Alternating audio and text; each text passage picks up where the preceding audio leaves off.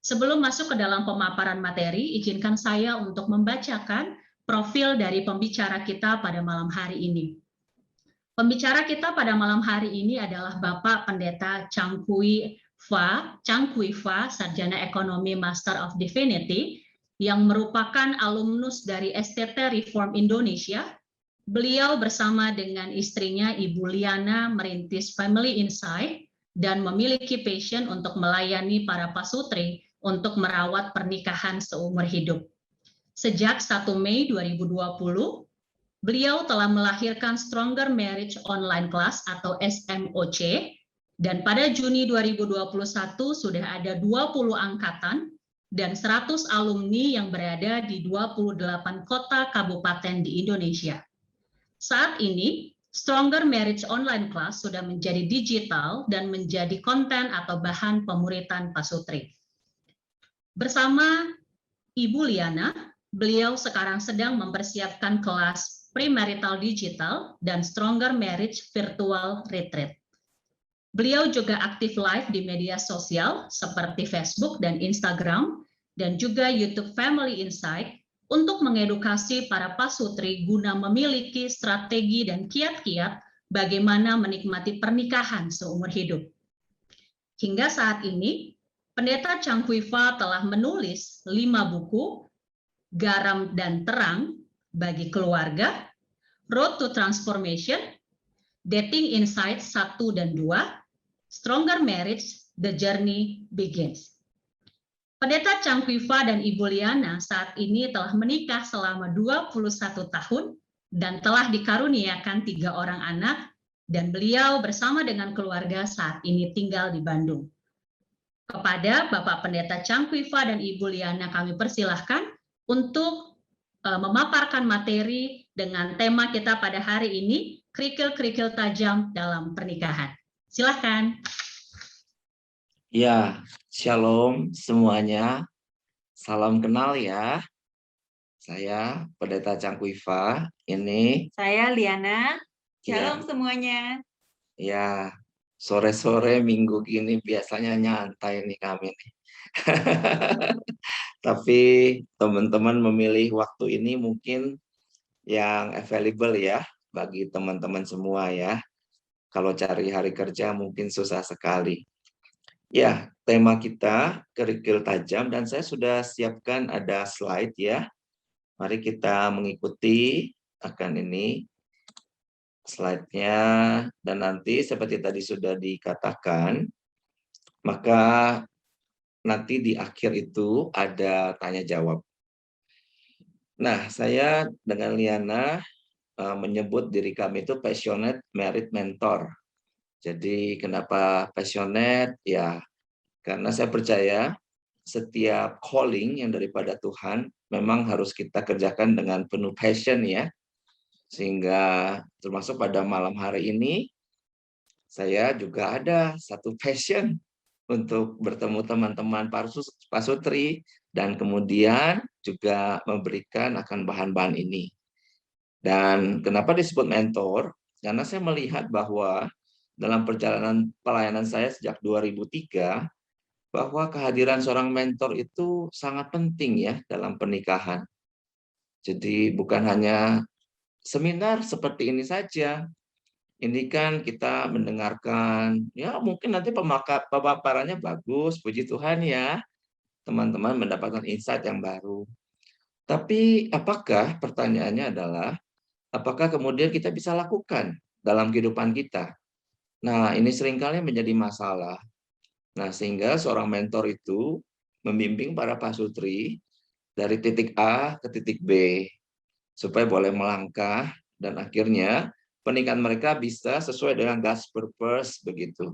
Nah, apa itu God's purpose? Itu adalah rencana kekal Allah dalam pernikahan yang saya percaya setiap kita yang menikah secara Kristen telah diberkati Tuhan, itu dipanggil untuk menjadi rekan sekerja Allah. Ya, saya percaya teman-teman yang telah dibimbing sejak muda nih ya, teman-teman perkantas ya, mengerti bahwa panggilan kita adalah meresponi akan panggilan Tuhan supaya kita boleh menjadi berkat bagi banyak orang. Nah, setelah menikah, bagaimana? panggilan ini hadir kepada suami istri. Tapi seringkali panggilan ini tidak terjadi. Kenapa? Ya ini banyak kerikil tajam gitu ya dalam pernikahan. Sehingga kita jadi stuck begitu bertahun-tahun. Stuck itu macet atau bahkan declining, itu menurun. Nah, sehingga saya melihat ya mentor itu penting untuk kita boleh miliki sebenarnya hari-hari ini. Oke, kita coba mulai saja. Saya pastinya akan sharing ya, akan bahan ini juga dengan istri saya. Nah, dimulai dari ini, problematika ya. Ini kepencet. Problematika suami istri di masa pandemi COVID-19. Nah, saudara-saudara, ini ada 5, dan saya akan coba jelaskan nomor 1, nomor 2 nanti Liana akan coba sharingkan ya, kami berganti-gantian ya. Nah, yang pertama, suami istri konflik perang dingin. Nah, ini ada panah-panahnya. Jadi, menurut riset di Amerika, penyebab perceraian itu adalah poor communication. Jadi jelas di situ dikatakan adalah komunikasi yang buruk ya. Nah, dalam kelas Stronger Married yang tadi sudah di-sharingkan oleh Fayez ya, kami telah melewati ada 20 angkatan dan ada 100 alumni di berbagai kota. Maka apa sih masalah mereka? Nah, para alumnus ini ada yang baru 1 tahun pernikahan, ada yang 36 tahun pernikahan. Bayangkan ya. Jadi sudah punya cucu yo. Banyak juga yang 15 tahun pernikahan, 22 tahun pernikahan ya. Jadi itu merata. Dari yang baru married masih fresh from the oven ya sampai kepada yang sudah 36 tahun. Nah, keunikan daripada kelas kami adalah setelah kelas itu selesai, 1 angkatan hanya sekitar 5 orang, 5 pasutri maksudnya, atau 6 pasutri. Nah, setelah itu ada visit and pray. Visit and pray itu artinya saya dan Liana mengunjungi masing-masing pasutri. Itu 1 demi 1. Ya, melalui apa? Tidak pakai pesawat ya di masa pandemik ini. Kunjunginya pakai Zoom Air ya. Nah, ini Zoom Airways gitu. Begitu on, seret, udah sampai Kupang gitu kan. Begitu Zoom dinyalakan seret, wah sudah sampai Kalimantan, luar biasa. Nah, kami biasakan ada one-on-one enrichment meeting. Nah, di situ pastinya kami menggali tentang apa sih masalah mereka. Nah, masalah ini yaitu masalah konflik yang diawali dari kebekuan daripada komunikasi. Oke, nah, dan ini sekali lagi, dengan makin bertambahnya usia pernikahan, ternyata kami menemukan komunikasi tidak menjadi makin mudah. Ya, saudara-saudara, waktu itu ada pernikahan 1 orang sangat terkenal, filantropis, orang kaya, ya, luar biasa, hebat. Siapa itu? Itu dia bercerai, ada namanya Bill Gates, ya, dengan Melinda. Nah, dia itu bercerai di usia 27 tahun pernikahan. Nah, kenapa? Sampai udah begitu kaya, begitu hebat. Filantropis itu artinya orang yang mendermakan ya, sebagian besar kekayaannya itu kan untuk sosial. Nah, Melinda juga berapa kali dia datang ke Indonesia. Jadi datang ke kampung-kampung, bikin air bersih ya, dan berbagai hal ya. Ini suami istri kalau secara Kristen kelihatan sudah luar biasa sebagai teamwork ya, menjadi rekan sekerja Allah, menjadi berkat lintas bangsa malah. Tapi itu akhirnya mereka memilih untuk berpisah. Kenapa sih begitu? Nah, saudara-saudara, kalau di dalam buku The Passages of Marriage ya, itu adalah tahapan-tahapan pernikahan, maka dijelaskan pernikahan usia 20 tahun ke atas itu ternyata ada apa yang disebut sebagai blame cycle. Nah, apa itu blame cycle? Blame cycle itu adalah lingkaran saling menyalahkan. Ya. Nah, kenapa Pak Sutri saling menyalahkan? Ya, Karena dengan ditambahnya tahun-tahun pernikahan dalam hidup mereka, ternyata masalah yang mereka harus hadapi juga bukan tambah sedikit, tetapi malah tambah banyak, dan kalau tidak dibereskan akan bertumpuk, dan akhirnya apa? Bisa ada saling menyalahkan. Ini semua gara-gara kamu. Ya, istri berkata kepada suami, untuk sebuah case yang mereka hadapi mungkin di tahun ke-5. Tapi memasuki tahun ke-10, giliran pasangannya sang suaminya berkata kepada istri, ini gara-gara kamu. Nah, nanti udah memasuki tahun ke-15, saat anak-anak sudah remaja, dan anak-anak remaja itu kemudian ada masalah. Wah, orang tua mulai bertikai. Ini pasti gara-gara kamu. Sehingga anak-anak kita sampai seperti begini. Dan seterusnya, dan seterusnya. Ya. Dan life is the series of problem. Masalah kehidupan ini apakah akan membuat suami istri makin menyatu, atau akhirnya malah terjadi emotional divorce. Emotional divorce itu artinya mereka masih satu rumah sih, tapi secara emosi sudah terpisah. Lulu, gua. Ya, urus masing-masing. Terlebih saya sudah malas ngomong sama kamu. Kamu tuh orangnya susah dibilangin. Ya, bebal. Tidak bisa berubah. Jadi dari cinta awal itu lama-lama jadi bete, ya bete tahu ya, bad temper. Pasangan itu lama-lama jadi beban. Nah di titik itu apapun bisa terjadi, perselingkuhan bisa terjadi, ya orang ketiga bisa masuk, wah berat sekali. Dan itu awal mulanya dari masalah komunikasi. Oke. Nah, ini yang kami temukan dari nomor 1. Terlebih di masa-masa COVID seperti ini, suami di rumah pegang handphone seharian, istri juga, anak-anak apalagi. Ya, sehingga itulah yang kita hadapi di masa pandemik. Apakah isunya adalah kita mampu menyatukan suami, istri, dan anak? Atau as of today, per hari ini, keluarga kita ada di ambang tepi jurang yang berbahaya. Kayak nanti kita coba ya mengevaluasi, dan nanti setelah tanya jawab boleh tanya macam-macam. Semoga ada solusi bagi kita semua. Nah, yang kedua, hubungan orang tua anak itu beku. Nah, mungkin Liana nih mau sharingkan, silakan. Ya, kita juga harus aware akan masalah ini ya sebagai orang tua, terutama kita sebagai ibu ya. Pasti juga kita punya kesibukan, tapi jangan lupakan juga kita itu ada tanggung jawab kita, anak kita itu. Entah anak itu di usia berapapun ya. Jadi kalau anak SD dia punya stresnya sendiri, anak SMP, remaja ya juga pemuda juga sama, ada stresnya masing-masing. Nah, hubungan orang tua anak yang beku itu ditandai dengan apa? Nanti Bapak Ibu bisa sensing gitu ya. Kalau ngobrol sama anak, begitu Anda bertanya, anak itu akan menutupi dirinya. Jadi kita kalau nanya, bagaimana kamu kabarnya? Dia akan cuma bilang, oh baik. And then nggak ngomong apa-apa lagi. Terus ditanya, gimana kamu dengan teman-teman? Nggak ada apa-apa. Nah itu namanya udah ada namanya breaking communication dengan anak. Itu berarti anak itu udah merasa nggak nyaman untuk berbicara dengan kita sebagai parents gitu loh.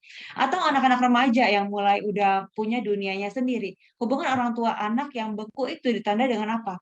Nanti kalau orang tua ngomong, anak-anak itu temper. Wah, pernah kan ngalamin kalau misalnya kalian punya anak-anak remaja ya, mereka akan cepet naik darah gitu.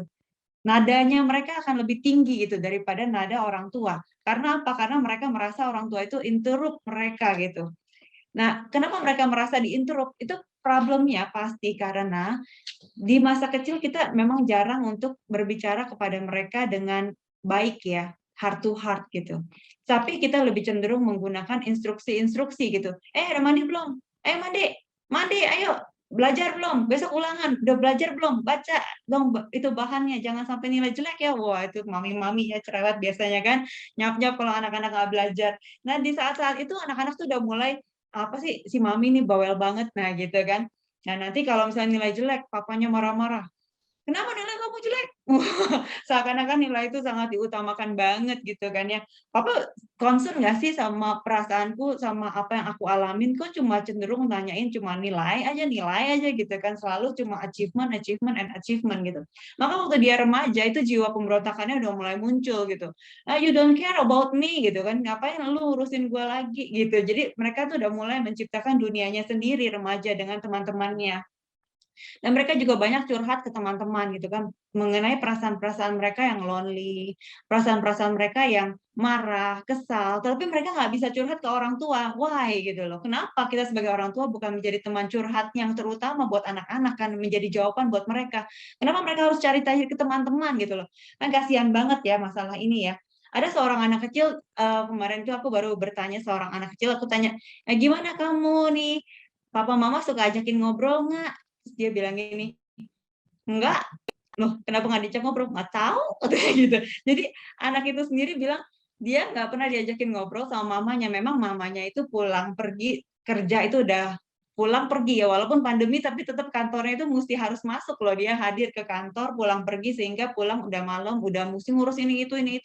Akhirnya anak ini memang agak ya jadi nggak diajak ngobrol gitu kan, nggak ditanyain bagaimana kamu perasaannya, kamu gimana hari ini, seneng nggak gitu kan, lebih cenderung PR udah bikin belum gitu kan, ulangan udah belajar belum, udah makan belum. Nah, kalau udah semuanya itu udah dianggap udah jadi udah tick mark ya, udah beres udah, terus nggak diajakin ngobrol apa-apa lagi, nggak ada hal-hal yang indah gitu loh di dalam relasi itu gitu kan, cuma makan, belajar, achievement, tuntutan demi tuntutan gitu. Larangan, jangan main game mulu. Nah, jangan main game mulu. Udah berapa jam main game? Gak boleh main game lagi ya. Handphone disita. Oh, Jadi hanya punishment gitu loh, hukuman. Jadi relasi ini kacau sekali. Jadi ini kalau misalnya kita ngomongin tentang anak-anak yang masih bersama-sama. Tapi kalau misalnya kita udah dewasa ya, hati-hati juga sebenarnya hubungan orang tua anak ini bisa juga berlaku orang tua dan menantu. Jadi kalau misalnya tinggal yang bersama itu pasti juga akan ada problem di sini. Karena tinggal sama-sama, kalau misalnya nggak bisa adjust dengan baik diri, maka hubungan orang tua dengan anak dan menantu itu juga akan mengalami hal yang sama gitu, kebekuan relasi. Oke, nggak panjang lebar lagi, lanjut ke nomor 3. Iya. Jadi yang ketiga, saudara-saudara perlu saudara catat ya. Saya tulis itu kesulitan baca Alkitab. Teman-teman yang alumni Perkantas ada kesulitan nggak baca Alkitab? Semoga enggak ya. Nah, tetapi saya ingin membedakan, jikalau teman-teman betul bisa membaca Alkitab, apakah teman-teman masuk ke genuine spirituality atau masuk ke hanya religiosity? Nah, kalau religiosity itu seperti ahli Taurat. Mereka tiap hari baca Alkitab loh, ya kan? Betul nggak? Tapi mereka tidak mengenali akan Tuhan Yesus Kristus. Berat sekali. Mereka adalah intimacy with text. Dengan teks mereka intim, tapi bukan intimacy with God. Nah, saudara-saudara, di sini kita perlu self-reflection. Di satu alumni dari Stronger Merit ada Pak Sutri yang sudah sangat senior. Sehari baca Alkitab 5 pasal, luar biasa ya. Jadi 1 tahun pasti habis tuh. Tapi bagaimana hubungan mereka? Tetap saja saling melukai. Tetap aja kalau bicara kasar. Kok bisa begitu sih? Ya. Dan kalau ditelusuri lebih dalam, ternyata prinsip-prinsip kebenaran firman Tuhan dalam pernikahan tidak mereka hidupi. Tapi tiap hari baca Alkitab. Nah, saudara-saudara, ada yang seperti itu. Nah, yang lebih berat adalah setelah sekian tahun saya temukan mereka menikah, udah nggak pernah baca Alkitab. Dulu pernah baca waktu masih single. Sudah habis, sudah khatam 1 kali, 2 kali ya. Tapi sekarang coba bayangkan, ibu yang pagi-pagi bangun udah mesti masak, ya kan? Mesti ngurusin anak-anak online, segala macam. Ada baca Alkitab? Atau seorang suami, seorang ayah begitu pagi, udah buka handphone, apa yang dilihat? Berita, YouTube, ya kan? Berbagai hal. Ada baca Alkitab? Nah, saudara-saudara, saya melihat bahwa saudara perlu catat hal ini. Berbagai kerikil tajam ya dalam pernikahan hari ini yang kita tidak bisa atasi. kemungkinan besar bermuara dari kegagalan kita berhubungan dengan Tuhan. Sehingga saudara memperjuangkan dari semua sisi, secara manusia, secara rasio. Tapi kok nggak beres-beres ya? Boleh ya kita checking diri kita. Apakah kita intim tidak dengan Tuhan? Nah, pandemi COVID datang sudah begitu dahsyat. Saya berdoa dan berharap kita semua makin intim sama Tuhan, ya kan? Karena Dialah sumber jalan keluar, sumber pertolongan, sumber kekuatan bagi setiap kita yang masih hari ini berseru kepada Dia.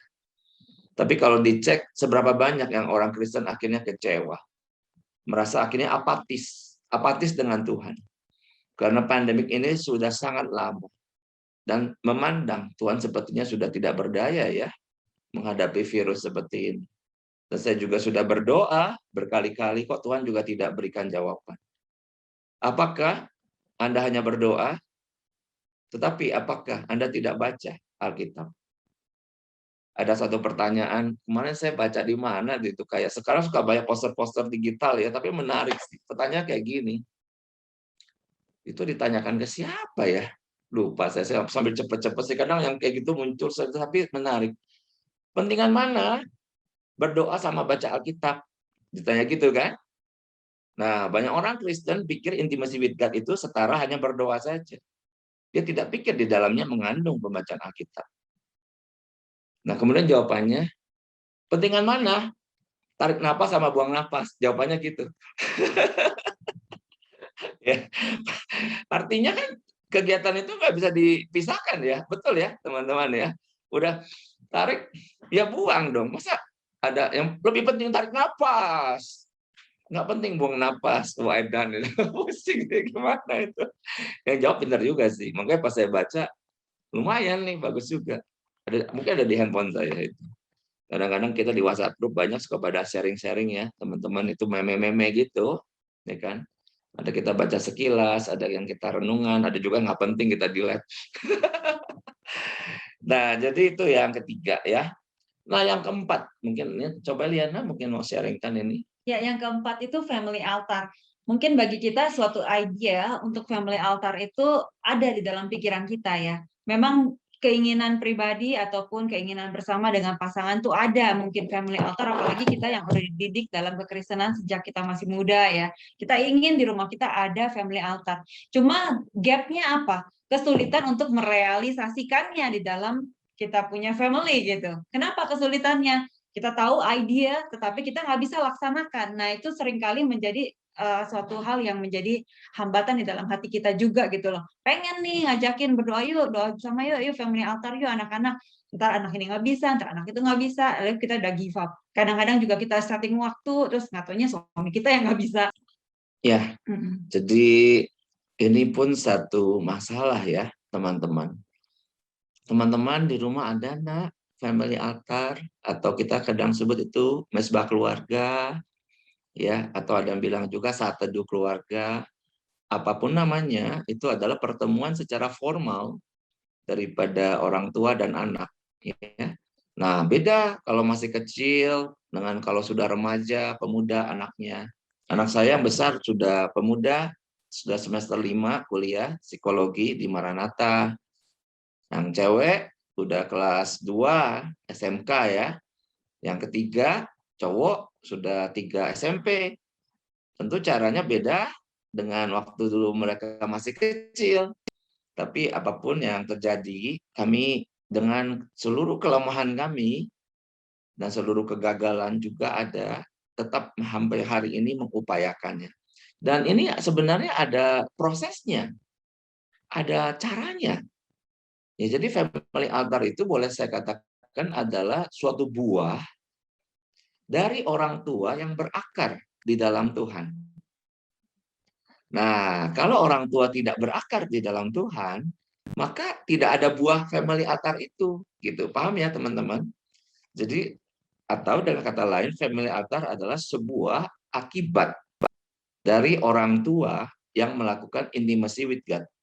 Nah, jikalau orang tua tidak terlalu punya disiplin untuk intimacy with God, maka bisa dipastikan loh, Family altar itu kemungkinan on off ya, on off, off-nya lama ya. Nanti on sebentar, off lama lagi. Atau kalau dilakukan tidak menyenangkan. Tidak menyenangkan. Anak-anak cuma melihat itu sebagai kayak dipaksakan. Karena tidak ada cerita, tidak ada firman yang bisa dibagi. Jadi lama-lama kayak apa sih ini, ngapain sih kita cuma kayak ngumpul-ngumpul gini, nggak ada artinya gitu loh. Nah, kita pasti tidak ingin memberikan pengalaman-pengalaman. Makanya perlu sekali sesuatu yang kita pahami sebagai sebuah proses ya. Nah, yang kelima saya tulis di sini adalah ternyata banyak sekali juga suami ya. Saudara, ini para istri mesti hati-hati ya. Coba perhatikan suami Anda dan para suami ya, berhati-hati. Termasuk saya juga. Jangan pikir kalau sudah menikah kemudian masalah kejatuhan ya, kejatuhan itu tiba-tiba hilang, tidak loh. Kenapa sih ada suami sampai jatuh dalam pornografi? Kenapa? Ya karena itu, nomor satu itu. Tuh baca lagi. Suami istri konflik. Nah, sementara sperma itu kan diciptakan tiap hari. Iya. Suami itu tidak pernah berhenti bikin sperma. Nah, lalu kalau lagi konflik gimana? Ada tuh saya kenal satu pasutri. Sampai suaminya itu selingkuh. Kenapa? Waktu saya ketemu, suaminya bilang, iya Pak Iva, saya lagi mau, istri saya nggak mau. Loh, kenapa gitu? Ya waktu itu lagi konflik sih. Mungkin dia hukum saya kali, nggak ngerti. Gitu. Nah, akhirnya dia selingkuh. Nah, dari selingkuhan ini punya anak lagi. Aduh. Nah, itu yang sampai selingkuh. Ya. Tapi yang suami-suami Kristen yang cukup baik, mungkin rasanya nggak berani selingkuh. Semoga enggak ya. Tapi sesuatu yang tidak kelihatan, yang sekarang sangat mudah, yaitu apa? Jadi handphone. Handphone ini satu alat yang luar biasa ya. Bisa ada suara, bisa ada gambar. Dan dengan teknologi hari ini, beda sekali dengan zaman dulu. Zaman dulu pornografi susah sekali ya. Zaman saya masih SMA itu. Alatnya, videonya mesti Betamax besar, ditambah kaset. Ini sama ini masih ketemu, ditambah TV. Waduh, itu berapa alat ya? Jadi satu ya. Mesti punya semua itu. Kalau hari ini kan cuma begini toh aja semua sudah bisa mengakses. Dan seringkali pornografi itu adalah bukan dosa yang muncul sejak seseorang dewasa. Bukan ya. Tapi sesuatu dosa yang muncul sejak masih kanak-kanak. Saat belum mengerti seks sudah jatuh dalam pornografi. Ya, itu seringkali terjadi. Sehingga begitu menikah, masalah ini tidak selesai. Ada kalanya suami itu stres, dia menginginkan hubungan seksual, tapi ternyata istrinya sibuk, urus anak 3. Nggak habis-habis. Akhirnya bagaimana? Untuk menstimulir, ya akhirnya jatuh ke dalam pornografi. Dan ini suatu dosa yang sifatnya habits. Habits itu adalah kebiasaan. Pastinya ada strategi-strategi. Misalnya, suami mulai jujur dengan istri. Terbuka. Dan suami istri tetap harus menjadi teamwork. Ya, teamwork di dalam mengupayakan. Istri itu penolong bagi suami. Termasuk kalau suami ada dosa tertentu, sharingkan ke istri. Sehingga istri jadi mengerti. Singkatnya sih begitu ya. Nah, teman-teman di dalam YouTube Family Insight, saya coba kasih lihat ya agak cepat di sini. Teman-teman itu sebenarnya bisa mengakses salah satu yang tadi saya bilang itu tentang pornografi itu ya. Itu pernah saya upload di tentang video ini. Itu tentang reignite the sparks in your marriage ya, reignite. Jadi menyalakan kembali api dalam pernikahan Anda 10 menit dan cara mengatasinya. Kemudian ada Pak Sutri Agus Vita dari Semarang, dia majelis GKMI, men-sharingkan pernah jatuh dalam dosa pornografi dan kemudian bangkit ya, berusaha membuang semua barang-barang itu. Nah, itu bisa teman-teman boleh catat nih ya, boleh teman-teman subscribe nih. Subscribe itu gratis loh teman-teman. Ini Family Insight, jadi sahabat bagi pernikahan Anda. Saya secara frequently cukup sering mengupload akan video-video ke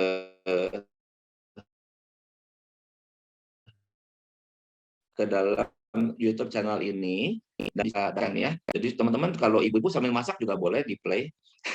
Selesai masak, masakannya jadi, ibu tambah pinter, ya kan? Nah, kalau suami gimana? Sambil nyetir putar Family Insight ya. Kemudian putar satu video. Ada video khotbah, ada video yang ini ya Pak.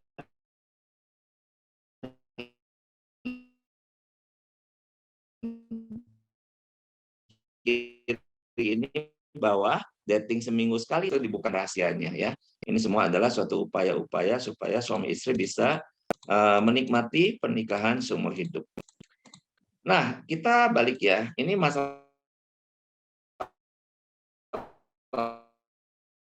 masalahnya ya, yang saya temukan sih ada harapan. Sudah pasti ada dong ya. Saya dan Liana udah menikah 21 tahun. Sesungguhnya kami juga babak belur ya, teman-teman ya.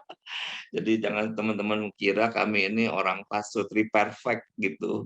Kami perfect karena ada Tuhan Yesus. Ya, Tuhan Yesus sudah menyelesaikan bagi kita semua. Amin ya, teman-teman ya. Tetelestai di atas kayu salib. Sehingga saya ngerti kok, saya ngerti sekali.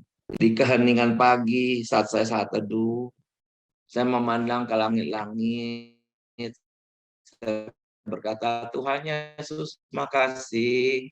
Kalau sampai hari ini saya masih ada pernikahan dengan Liana, semua karena kebaikan Tuhan, penyertaan Tuhan. Bagaimana kalau tidak ada Tuhan Yesus dalam pernikahan kami? Kayaknya udah bubar, teman-teman. Udah bubar lama karena pernikahan itu melukai.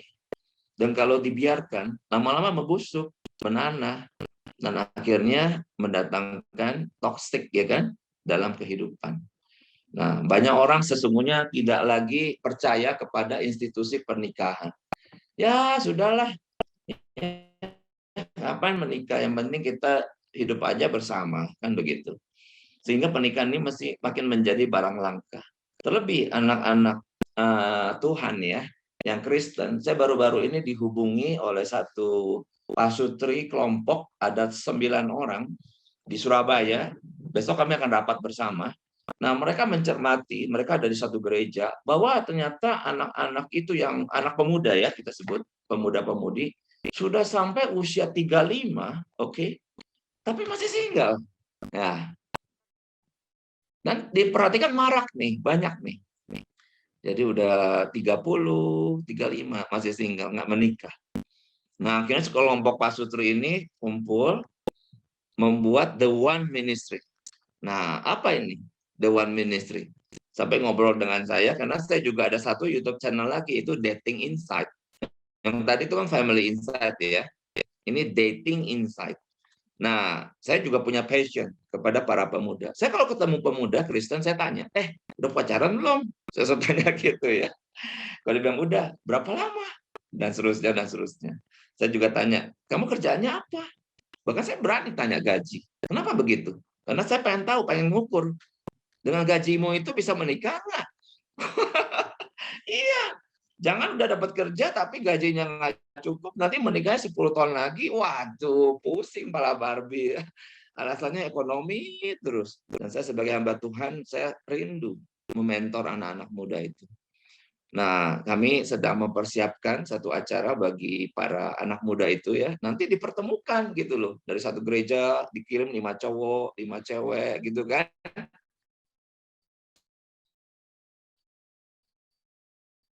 Nah, gereja lain juga nanti dipertemukan, unik sih, dan saya mendukung sekali.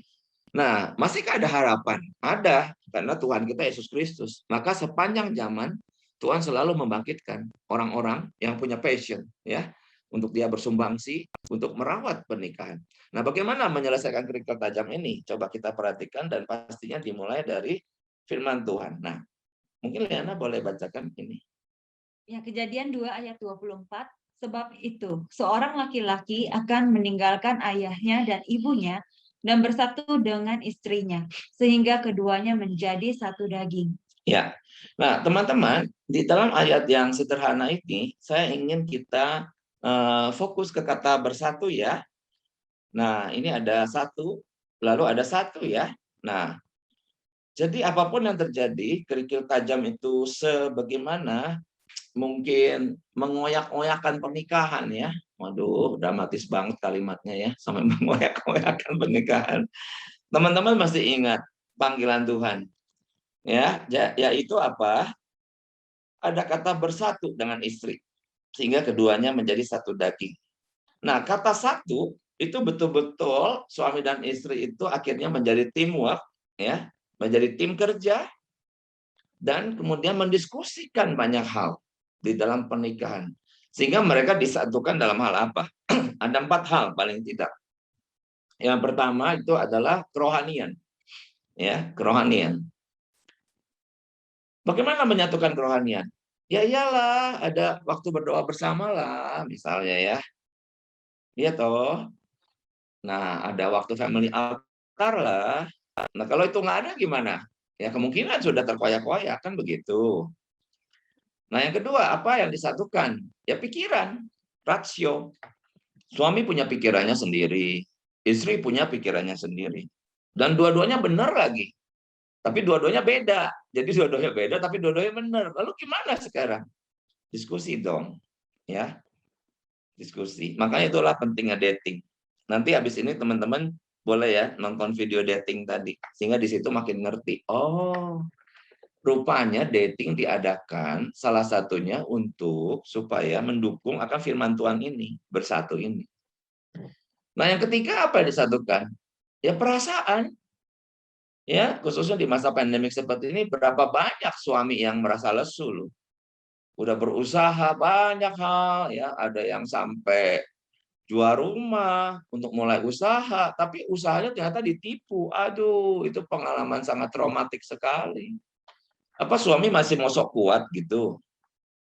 Menganggap kalau ditanya istrinya, gimana? Papa ada masalah? Enggak. Tapi kamu kan lesu loh. Nggak apa-apa. Semuanya baik, baik. Tapi dalamnya ambiar, ya kan? Nggak bisa gitu. Nah, artinya yang ketiga itu suami istri ya harus saling berbagi perasaan. Nah, saat berbagi perasaan maka ada penyatuan. Nah, saat istri menangis juga. Kadang-kadang suami memang agak alergi ya kalau melihat istri menangis.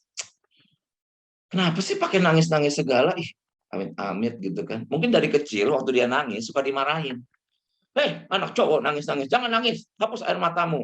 Udah, ya, ya. Baik ya, baik, baik, gitu kan. Nah sekarang punya istri, suka menangis gimana? Hei, jangan nangis-nangis, hapus air matamu. Pengennya ngomong gitu, tapi habis itu istrinya bisa ngamuk ya. Nah tapi jadinya grogi, grogi kalau melihat orang menangis gitu. Ya melihat anak-anak juga gini, jangan nangis-nangis, cuma jatuh gitu aja, pakai nangis-nangis. Cepat, bangkit, berdiri. Oh, kayak gitu ya kadang-kadang orang Kristen juga lebih sadis dari Tuhan gitu kan. Nah, tetapi saya percaya kita adalah anak-anak Tuhan yang punya emosi ya. Kita punya perasaan. Dan indah sekali kalau itu bisa disatukan dengan saling bertukar perasaan, saling mendiskusikan perasaan. Nah, yang keempat apa? Apa yang disatukan? Nah, dari kerohanian bersatu, pikiran, lalu emosi, maka yang keempat yang disatukan adalah kehendak. Ya, kehendak. Perhatikan kalimat saya baik-baik. Bahwa anak-anak yang dibesarkan dan saat mereka besar, mereka bisa melesat sebagai anak panah, mereka tumbuh menjadi orang dewasa yang berfungsi dan berperan sesuai dengan yang Tuhan inginkan. Itu hanya dibesarkan oleh orang tua yang sepakat. Ya. Dibesarkan hanya oleh orang tua yang sepakat. Bagaimana jika orang tua sering konflik, perang dingin, emotional divorce? Anak gede juga sih. Masa anak nggak besar sih?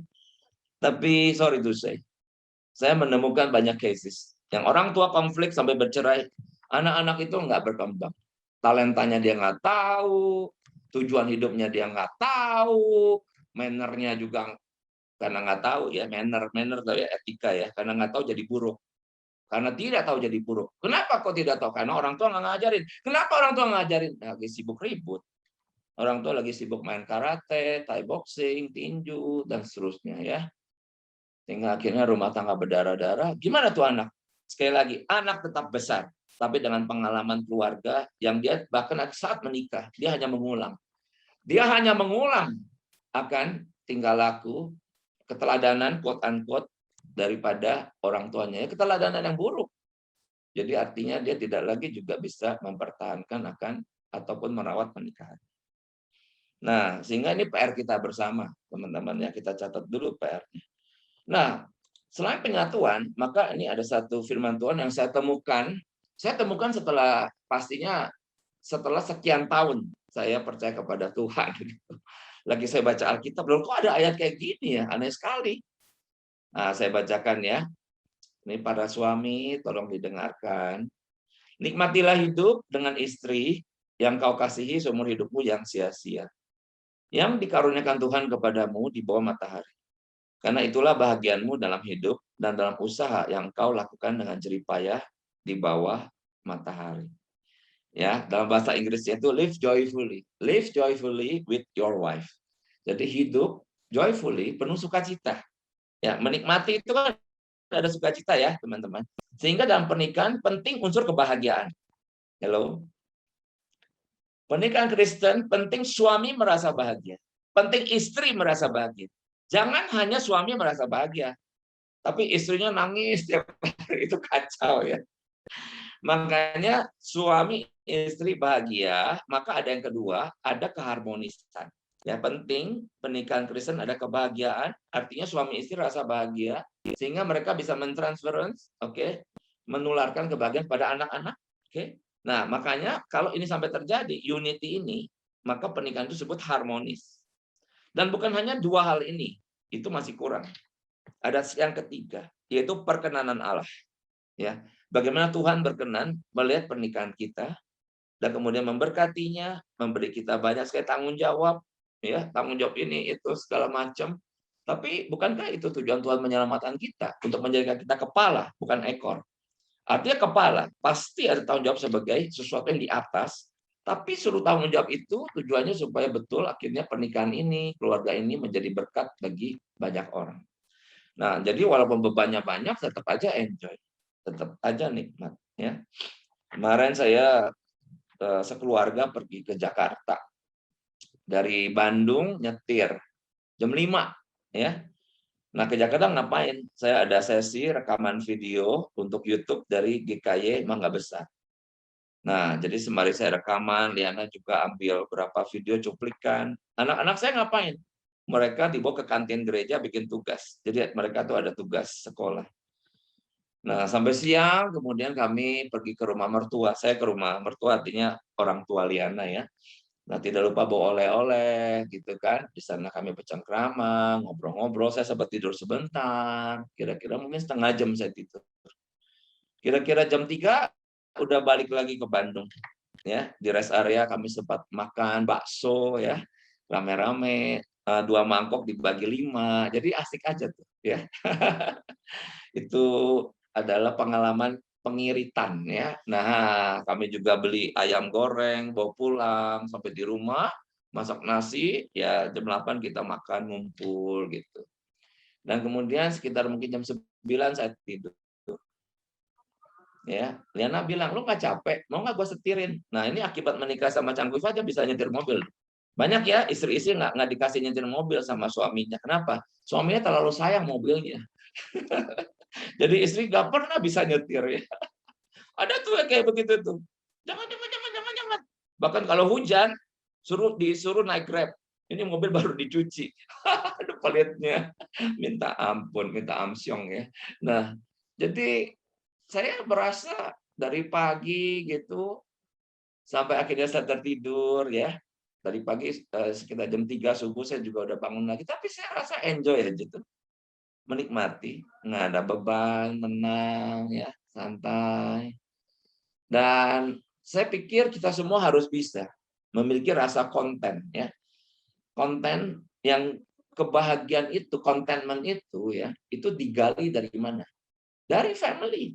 Ya, dari family. Suami menggali happiness-nya dari istrinya. Istri menggali happiness-nya dari suaminya. Demikian juga orang tua menggali happiness-nya ada dalam relasi dengan anak-anak. Iya. Tadinya kami pikir nih anak-anak 3 ditinggalin aja di rumah ya, dikasih OVO sama GrabFood gitu kan. Lalu kami pergi berdua. Bisa juga. Nanti tanggal 18 ini, 19 ini kami ke Surabaya naik pesawat. Mungkin ini pengalaman naik pesawat pertama rasanya setelah pandemik ya. Dan sebelumnya masih dicolok-colok dulu, Masya Allah. Nah, tapi saat itu anak-anak kami udah pesankan, kalian tetap jaga rumah, ya tetap pesan makanan, jangan telat makan. Nanti malam-malam setelah selesai kita video call-an, misalnya gitu. Nah, artinya masih ada suatu upaya-upaya untuk mengupayakan penyatuan. Dan bukan hanya itu, saat melakukannya, rasa happy nggak? Rasa senang nggak? Gitu loh. Nah, misalnya suami sama istri ini duduk berdua, ini kalian ini merasa nyaman tidak? Nah, tapi kalau tidak merasa nyaman ya repot ya. Ini ngapain sih tadi di sini gitu, kayaknya kepanasan gitu ya. Ada kayak gitu loh. Serius loh, saya nggak bercanda loh. Saya pernah bawakan satu sesi di komisi wanita, satu lakon di rumah ya, di rumah salah satu pengurus. Saya bicara soal begini, lalu saya tanya jawab. Lalu si istri itu, ini orang kaya sekali, dia berkata, Pak, kalau saya kenapa ya Pak? Kalau suami saya pergi itu saya senang loh Pak. Cilaka ya. Wah, ini gimana?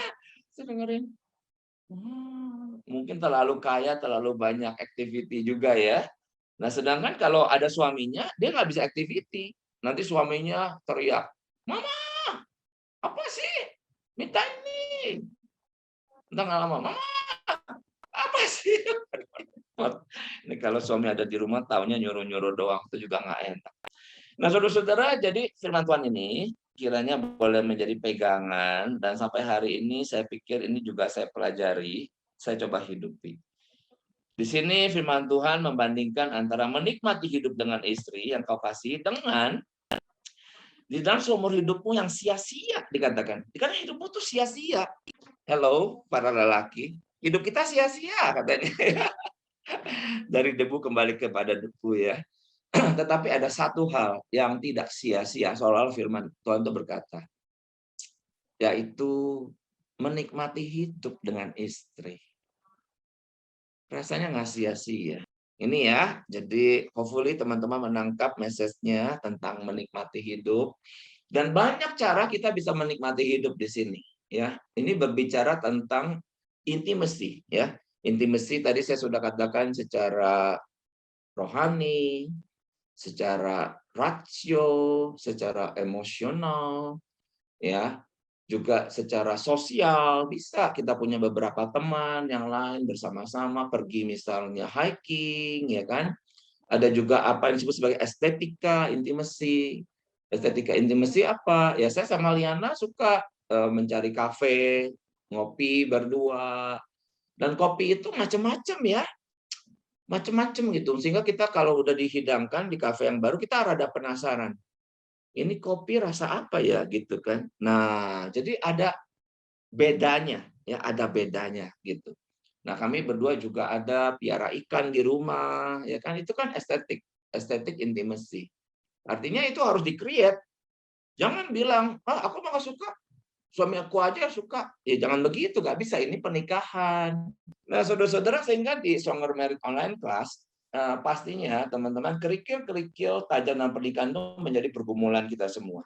Saya sebagai hamba Tuhan yang passionate ya dalam merawat pernikahan para pasutri, dan kami juga enggak lepas dari masalah. Kami mementor para pasutri. Tapi seorang mentor, kami berdua nih mentor, kami juga dimentor gitu loh teman-teman ya. Jadi jangan sangka kami ini mentorin orang lalu kami nggak dimentor. Kami ada mementor. Nah, misalnya Stronger Marriage ini didukung oleh, di sini ada satu nama, Pendeta Yakub Susabda PhD, ini kan guru besar saya. Dan sampai hari ini kami ini berdua kalau ada apa-apa ya tinggal WA, lalu ngobrol 1 jam dengan beliau begitu. Dan beliau mengarahkan akan kehidupan kami, khususnya kami sebagai, saya dan Liana sebagai rekan sekerja, berdua teamwork. Dulu-dulu konflik kami itu masalah anak, misalnya ya. Pernah juga masalah keuangan. Tapi saat hari ini kami dipanggil Tuhan melayani berdua seperti ini, konflik kami ya di wilayah pelayanan. Iya, yang bikin kami konflik ya pelayanan ini. Bayangkan ini udah 20 angkatan loh, nggak bercanda ya. Itu konsisten hampir setiap malam kami ini. Ada kalanya saya mau begini, Liana mau begitu. Saya merasa benar, Liana juga merasa benar. Jadi kalau konflik itu bukan yang satu benar, satu salah ya, tapi dua-duanya merasa benar. Nah, selama 1 tahun kemarin, kelas ini dimulai 1 Mei, maka sampai bulan Juli kemarin ya, kami ini sudah ada sekitar 20 angkatan. Dan ada 100 alumni. Nah, yang menarik ya, teman-teman, ini ada teman-teman berkantas ya. Saya coba loncat sedikit ya. Nah, ini teman-teman kalian di Kupang nih. Yang ini nih. Coba. Nah, ini. Yang ini adalah Odi dan Fendi, oke. Ini di Kupang. Ya, ini ngapain? Rupanya Stronger Merit Online Digital Stronger Merit Online Class itu sudah saya ubah jadi digital. Nah, setelah saya ubah jadi digital, maka itu berupa video, PDF ya. Mereka akhirnya mengadakan pemuridan pasutri. Nah, ini. Jadi Odi Fendi ini alumni Stronger Merit yang saya bimbing, saya jorokin untuk bikin pemuridan pasutri. Tapi ini kan yang pertama, ya. Ada yang kedua. Nah, ini Amin dan Angel. Nah, kalau Odi dan Fendi ini baru kemarin saya telepon ya. Gimana Pak Odi, kabar? Ya, lalu menceritakan adanya kesulitan-kesulitan tertentu dalam pemuritan misalnya. Dia bilang ada 2 pasang, Pak. Yang mungkin kesulitan dari jaringan atau apa gitu. Yang satu lagi kayaknya suaminya yang kurang serius. Nah, jadi Odi berkata, Pak, kalau suaminya itu perkantas, ya, itu lebih mantep, begitu. Tapi kalau yang istrinya perkantas, suaminya enggak, itu lebih susah. Jadi hidup perkantas ya. Semoga kalian dua-duanya alumni perkantas, gitu kan. Aduh, ya begitu. Itu yang Odi sampaikan, ya. Nah, kemarin ini ada angkatan 4 advance, angkatan 4 dari Stronger Merit Advance. Nah, waktu saya dorong untuk ini, suaminya bilang gini, namanya J ya. Dia bilang gini, Pak, maaf, kalau yang perkantas itu istri saya, katanya gitu. Kalau saya tuh kagak biasa, Pak, yang begini-begini. Saya juga belajar hidup tertib dari istri saya, katanya. Waduh, lumayan ini.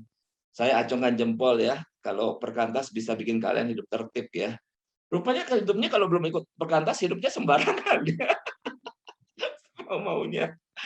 Tapi memang ini namanya kalian sejak masih single, masih sedang studi S1 dulu ya, berarti 4 tahun kan, kalian di drill ya, mengenal Tuhan, mengenal prinsip-prinsip kehidupan Kristen. Nah, sekarang kalau sudah jadi alumni, ada tidak pemuridan pasutri? Ada nggak sih? Fayez, ada nggak pemuridan pasutri? Ada, Kak. Ada ya? Ada ya? Oh, KTB Pasutri. Ya, KTB Pasutri. Sebulan ketemunya berapa kali? Nah. 1 kali, Pak. Sebulan sekali, Kak. Oh, sebulan sekali. Oke. Saya yang berkecimpung dalam pelayanan ini, saya melihat kalau 1 bulan sekali itu tidak jadi-jadi gitu. Ngerti nggak? Tidak jadi-jadi, paham ya? Arti tidak jadi-jadi. Tidak jadi-jadi itu artinya enggak akrab-akrab gitu. Kalau sebulan sekali kalau di gereja.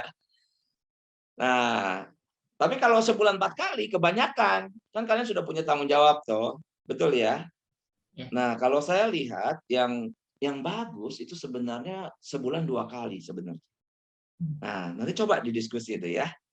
Nah, jadi ini yang akhirnya saya juga mengarahkan para alumni Stronger Merit untuk menghidupi ya akan pernikahan ini dengan menjadi berkat bagi pasutri lainnya. Dan mereka senang sekali sih untuk hal ini. Ya, oke, kita balik lagi teman-teman kepada apa yang kita mau coba diskusikan. Nah, jadi sekali lagi berbicara Stronger Merit ini, kerikil tajam ini, maka di dalam kurikulum itu bagaimana sih ya? Saya mau coba sharingkan ya. Nah, teman-teman tahu nggak 2 istilah ini? Self reflection dan self awareness. Dan teman-teman itu tahu tidak caranya? Ya. Karena kalau teman-teman tidak bisa lakukan ini, maka firman Tuhan itu seberapa banyak pun itu tidak akan berbuah dan tidak akan bertumbuh dan berbuah, begitu. Artinya saat kita ibadah, mungkin kita tidak self reflection, kita tidak self awareness, maka firman Tuhan itu ya lewat gitu aja gitu. Begitu aja lewat, ya. Dan 1 tahun ada 52 minggu ya begitu aja lewat. Nah, tetapi kalau teman-teman bisa melatih kemampuan self reflection dan self awareness, ini sangat sekali signifikan akan pertumbuhan kalian. Nah, ini saya ajarkan di dalam kelas Stronger Merit ya. Itu seperti apa sih self reflection? Saya mau kasih lihat seperti ini. Nah, ini. Itu bisa dilihat teman-teman. Jadi itu ada firman Allah, oke. Dan bukan hanya firman Allah, ini singkat aja ya karena waktu ya, saya sebentar lagi akan selesai.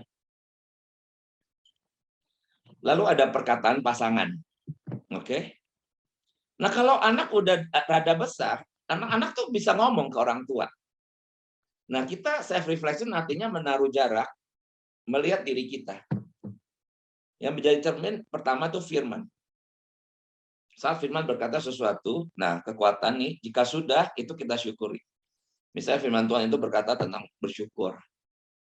Jikalau kita pas dengarkan sepanjang khotbah itu, wah saya sudah, ya puji Tuhan. Ya, yang kuning ini. Syukuri dong. Betul ya, teman-teman ya. Nah, tapi sepanjang firman Tuhan itu berkata tentang syukur, misalnya kita dengerin, aduh, selama pandemik ini saya banyak ngamuk-ngamuk. Saya banyak ngeluh-ngeluh. Saya banyak muka saya sumpek apa segala. Kita sadar. Nah, kita menyalahkan self reflection. Nah, kelemahan. Jika belum, serahkan pada Tuhan. Nah, itu ya. Itu singkatnya seperti itu. Tapi bukan hanya firman Allah, perkataan pasangan juga. Misalnya pasangan berkata, "Kamu nih orangnya cerewet." Nah, misalnya. Suami ngomong ke istri, "Kamu orangnya cerewet." Terus istri bilang apa?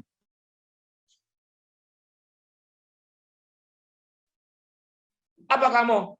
Aku dari 200 juta tahun." Repot itu ya. Ya nggak bisa kayak gitu kan. Atau istri bilang ke suami, "Kamu tuh kalau jadi orang kenapa sih? Kalau ngomong selalu kasar," misalnya. Istri ngomong ya ke suami, "Kalau kamu ngomong kenapa sih? Kalau ngomong kok selalu kasar," misalnya. "Hah? Apa sih? Masa selalu kasar? Nggak mungkin lah. Kapan aku kayak gitu?" Nah, terjadi komunikasi kan itu kemarin. Kamu waktu ngomong sama anak yang sulung, kamu ngomongnya kayak gitu. Masa segitu kasar sih? Iyalah. Kamunya nggak berasa kasar. Anak yang dengar udah berdarah-darah. Kan begitu kan misalnya. Nah, kalau punya kemampuan self reflection, artinya kita tidak boleh defense. Tidak boleh defense dong. Kita renungkan. Taruh perkataan itu sebagai cermin. Bener kayak aku kayak gitu ya? Kayaknya enggak deh. Kita seringkali begitu kan. Kayaknya enggak deh. Masa sih? Nah, kalau anak kita udah dewasa, kita bisa ngecek ke anak-anak. Mama itu bilang aku kayak gini. Menurut kalian gimana? Nah, itu ya. Artinya kita kan mau bertanya seperti itu. Jangan bilang enggak, terus aja enggak. Kayak hidup udah paling benar. Nggak bisa begitu. Kita anak-anak Tuhan, kita mengerti banyak sekali kelemahan yang kita harus proses selama kita masih hidup di dunia ini. Nah, ini anak-anak juga, kalau dia ngomong, dia sudah besar, misalnya, "Papa tuh ya," apalah, ada kalimat ya, "Papa tuh gini. Jangan defense. Dengarkan. Apa iya saya begitu ya? Nah, kan begitu. Nah, sehingga keluarga ini, kalau kita punya kemampuan self reflection ya, ini akan menjadi suatu sarana dari Tuhan untuk memaksa kita itu bertumbuh. Nah, di sini firman Tuhan, hendaklah kamu menjadi pelaku firman. Oke, pelaku loh, bukan tukang baca firman aja ya. Dan bukan hanya menjadi pendengar saja, gitu kan? Sebab jika tidak demikian, kamu menipu diri sendiri. Sebab jika seorang hanya mendengar firman saja dan tidak melakukannya, ia telah seumpama seorang yang sedang mengamati mukanya sebenarnya di depan cermin. Baru saja yang memandang dirinya sudah pergi. Dia segera lupa bagaimana rupanya. Tapi barang siapa meneliti hukum yang sempurna, yaitu hukum yang memerdekakan. Ini kok jadi pindah sih? Hah? Ininya dipindah. Dipindah kemana? Ke atas. Ini pindah ke atas ya. Sebentar ya, saya balikin ya. Barang siapa meneliti hukum yang sempurna, yaitu hukum yang memerdekakan orang dan ia bertekun di dalamnya. Jadi bukan hanya mendengar untuk melupakannya, tapi sungguh-sungguh melakukannya. Ia akan berbahagia oleh perbuatannya. Nah, buat teman-teman yang sudah menikah, maka perkataan pasangan dan anak-anak, ya, ataupun mertua menantu, ya, itu juga bisa menjadi sarana self reflection kita. Karena kita mungkin tidak bisa melihat diri kita sendiri, tapi teman-teman kita itu atau kerabat atau keluarga itu bisa. Nah, kita kembali lagi secara cepat. Nah, yang kedua, teman-teman, jikalau kita hari ini merasakan ada kerikil-kerikil ya dalam yang tajam dalam pernikahan, maka di sini saya tuliskan bahwa kita membutuhkan gimana nak ini dibantu ketutupan. Ya, sama juga. Nah, membutuhkan mentor pernikahan ya. Ini tulisannya ketutupan wajah kalian. Ini laptop begini nih, memang rasanya tidak menyenangkan ya, Zoom ini ya. Coba dikecilin bisa nggak? Nah, kalau udah ada slide. Nah, teman-teman, banyak hal dalam hidup kita itu kita memang membutuhkan mentor ya. Teman-teman dulu masih ingat nggak sih pertama kali belajar berenang? Teman-teman tuh bisa langsung nyemplung, langsung jadi lumba-lumba atau gimana? Atau teman-teman itu ada yang ngajarin? Nah, waktu teman-teman naik sepeda, teman-teman itu dulu ada yang ngajarin atau tiba-tiba udah bisa naik sepeda? Nah, hari ini di dalam YouTube ya, itu ada tutorial ya, tutorial-tutorial. Puji Tuhan sih, hal-hal tertentu seperti resep makanan itu bisa tuh kita tuh ya, dengan nonton ya di YouTube tuh kita nonton, jadi tuh makanannya, ya mirip sih, rasanya nggak tahu ya, pokoknya penampakannya mirip gitu. Soal rasanya belum tentu ya. Nah kemarin saya dengar Reinhard Kasali ya, dia yang tulis Serial of Disruption itu. Dalam salah satu dia punya talk show itu dia memisahkan antara intelek dan intelektual. Ya, intelek dan intelektual. Nah, dia berkata begini. Intelek itu adalah pengetahuan. Nah, orang mengejar intelek itu makanya studi, ya studi dari S1, S2, S3, dia intelek. Nah, tapi dia belum tentu orang yang intelektual. Loh, apa maksudnya? Nah, rupanya dia mengkategorikan intelek adalah pengetahuan, sedangkan intelektual menurut dia itu adalah kecerdasan. Nah, apa itu kecerdasan? Artinya saat dia ingin menerapkan pengetahuan tersebut, inteleknya itu dia ingin terapkan, oke. Ternyata tidak melulu itu bisa applied di dalam berbagai konteks yang dihadapi. Nah, saat dia tidak applied ataupun ada halangan, maka dia kemudian mengeluarkan seluruh daya upayanya untuk menyelesaikannya. Nah, begitu menyelesaikannya berarti ada suatu pengalaman problem solving. Nah, kalau sampai bisa selesai, itulah kecerdasan dia. Gitu ya. Nah, makanya kalau dosen-dosen yang mereka kalau nggak cuma ngajar teori ya, zaman dulu saya masih ingat waktu saya kuliah S1. Saya langsung tahu begitu dia ngajar nih cuma pindahin dari buku ke papan tulis nih, gua tahu nih kayaknya. Soalnya dia belum nggak ada pengalaman. Jadi sebentar lihat buku, nyatet. Kita ngeliatinnya udah males. Tapi begitu dosen yang betul-betul mengaplikasikan ilmu dia ya. Saya dulu S1 saya akuntansi. Dan dosen itu adalah pernah satu kali datang seorang auditor. Masuk kelasnya aja gagah. Pelajaran apa hari ini? Audit, Pak. Oh, belajar audit ya. Saya adalah auditor BPK. Wih, keren nih gitu ya. Asik nih gitu kan. Nah, dia cerita itu ya. Dia cerita bukan hanya pengetahuan, tapi betul-betul bagaimana dia mengatasi masalah, menghadapi ini, itu. Dan terasa kaya gitu. Nah, itulah yang dikatakan oleh Reinhard Kasali itu sebagai intelektual kecerdasan menurut dia ya. Walaupun definisi ini perlu kita cek.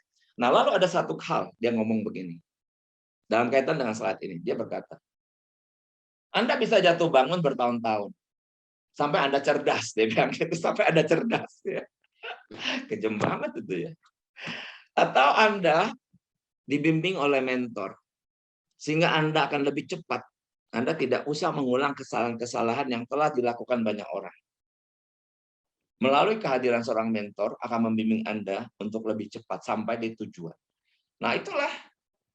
Makanya pernikahan itu sesungguhnya saya nyatakan di sini kita itu butuh mentor pernikahan. Nah, di dalam kelas Stronger Marriage itu udah pasti ada advice, ada training ya, karena di kelas itu bukan hanya transfer knowledge ya, tetapi ada pembangunan struktur kehidupan yang baru. Saya mengajarkan tentang bagaimana intimacy with God, bagaimana komunikasi suami istri, bagaimana akhirnya keluarga itu bisa melakukan family altar. Nah, terakhir saya melihat, karena kalian ini teman-teman adalah perkantas ya, sebenarnya jiwa kita itu sama. Saya waktu bertobat itu usia 18 tahun, jadi pas saya tingkat 1 kuliah. Nah, tapi saya KTB-nya bukan di bimbing perkantas. Saya waktu itu besar di Jakarta, di Gereja Kristus Ketapang. Saya setiap malam minggu itu selalu ada KTB. Ya, Liana juga. Ya, makanya cinta bersama di gereja. Ya, nah jadinya di gereja sekalian belajar firman Tuhan, sekalian cari pacar ya. Jadi sekali menyelam kelelep semuanya dapat, ya kan? Nah, sehingga setelah kami menjadi suami istri, saya berpikir begini. Kita memang menyadari akan cukup banyak sarana ya yang Tuhan itu sediakan supaya kita tetap bisa merawat pernikahan. Yang pertama, melalui pengajaran. Ya, seminar pasti. Kayak ini disebut webinar. Melalui malam ini dan nanti ada tanya jawab, teman-teman itu dibukakan. Oke. Tapi supaya perjalanan seumur hidup pernikahan ini bukan hanya dilewati begitu saja. Oke, perhatikan kalimat saya. Bukan hanya dilewati begitu saja, tetapi saudara bertumbuh. Oke, maka saya melihat harus ada sarana ini, pemuritan Pastutri.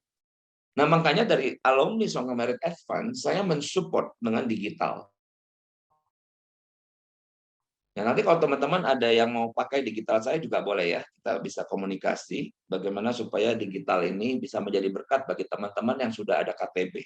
Yang tadi sebulan sekali itu loh. Nah, juga sebenarnya Pastutri itu bisa dikembangkan lagi melalui apa?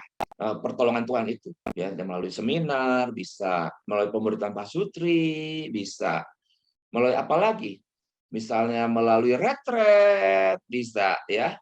Dan yang paling penting juga yang teman-teman harus tahu, yaitu apa yang Tuhan sediakan itu counseling. Ya. Nah, kenapa orang harus counseling? Itu karena dia tahu suatu kebenaran. Dia tahu suatu kebenaran, tapi berkali-kali dia gagal untuk melakukannya. Nah, teman-teman coba self-reflection sekarang. Ada nggak prinsip-prinsip firman Tuhan yang saudara tahu betul kebenarannya, tapi saudara gagal untuk melakukannya? Dan ini sudah berjalan puluhan tahun mungkin.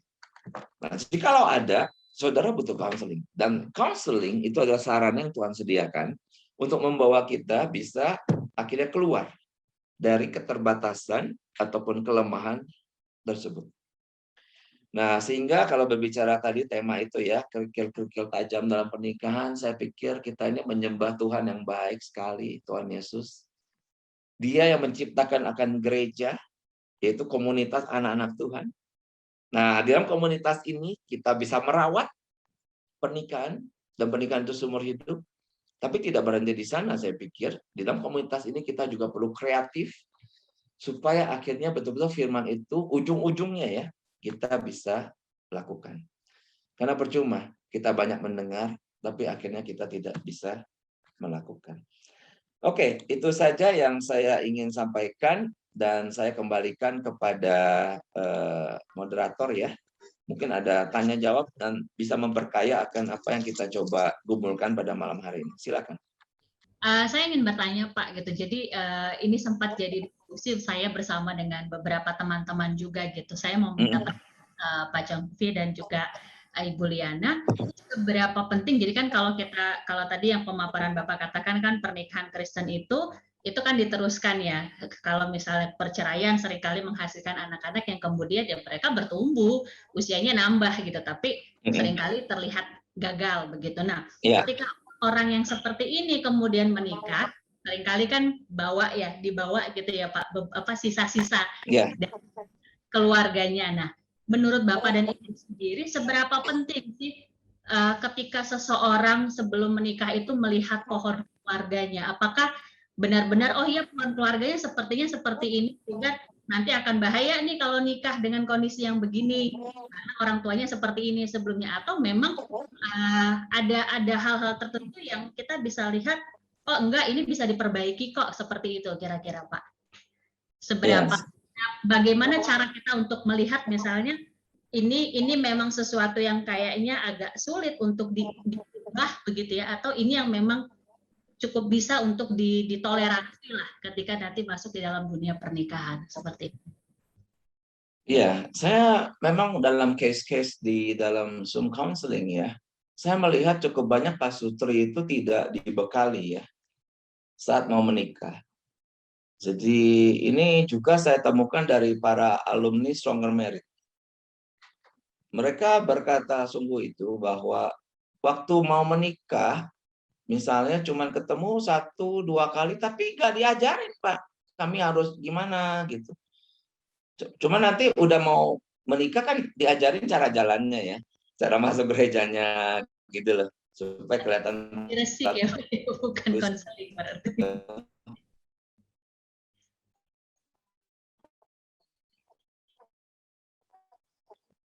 Iya, jadi kayak gitu kan pertanyaan tadi, soal pertanyaan tadi. Kalau ditanya penting tidak, menurut saya sangat penting, sangat penting. Makanya kayak SRT Reform itu dia ada alat tes. Alat tesnya sampai 5 loh. Secara online bisa. Masing-masing itu ada bayar berapa ya. Nah, itu banyak gereja yang udah pakai. Kenapa sih sampai keluarkan kayak gitu-gitu? Karena kita bukan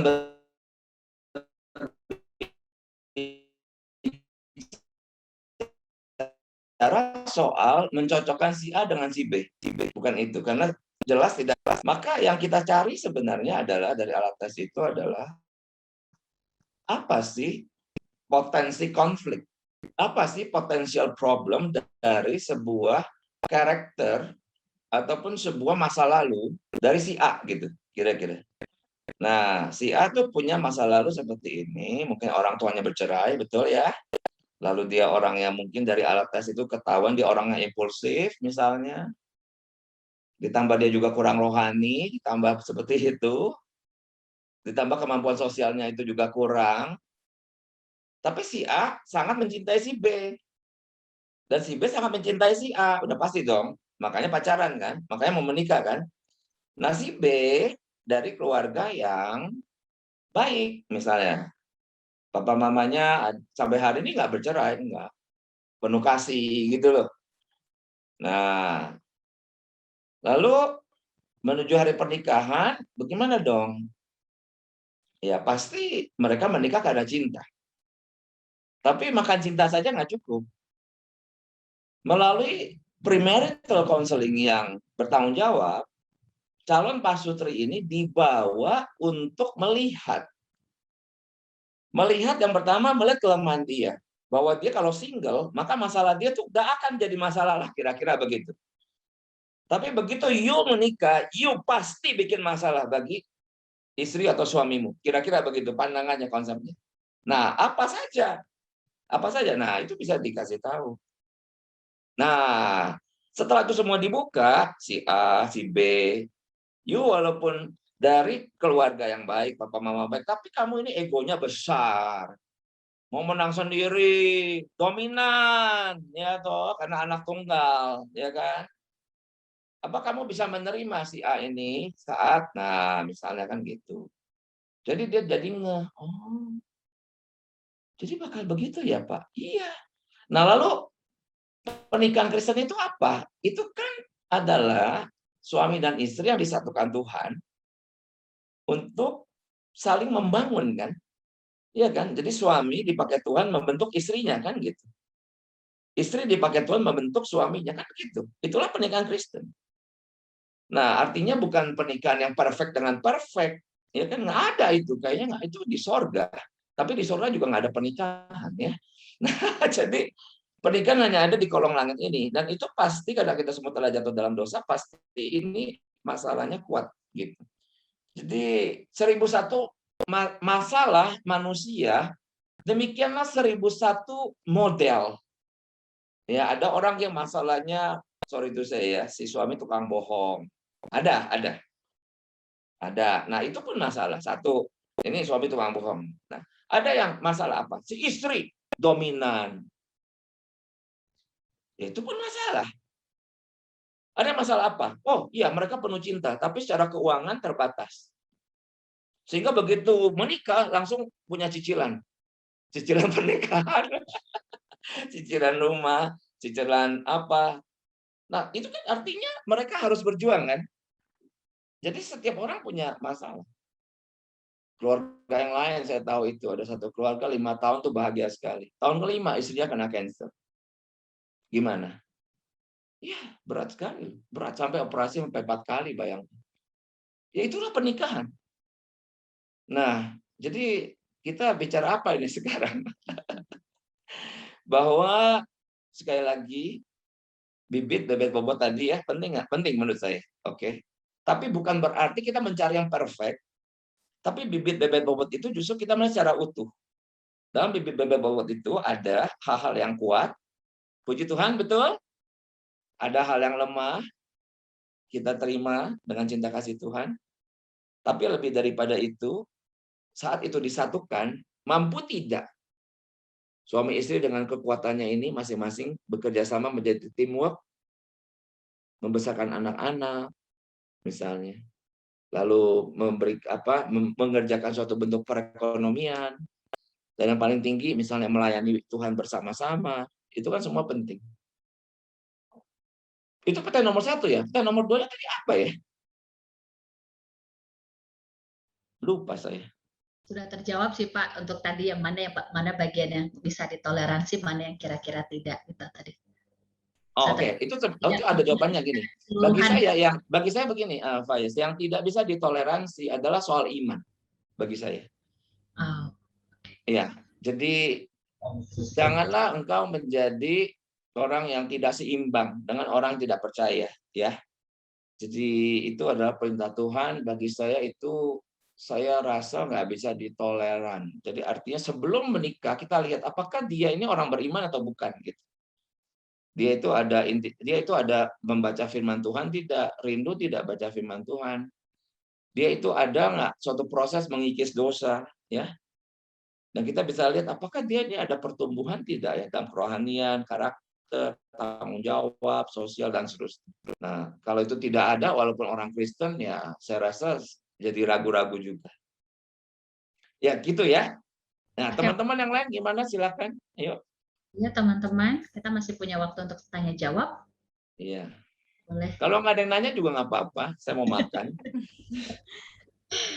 Yuk. Ya, perhatikan juga sebenarnya di dalam beberapa hal ya. Tadi kan family tree memang sangat penting, tapi memang nggak cuma itu doang gitu loh yang menjadi concern kita waktu menikah.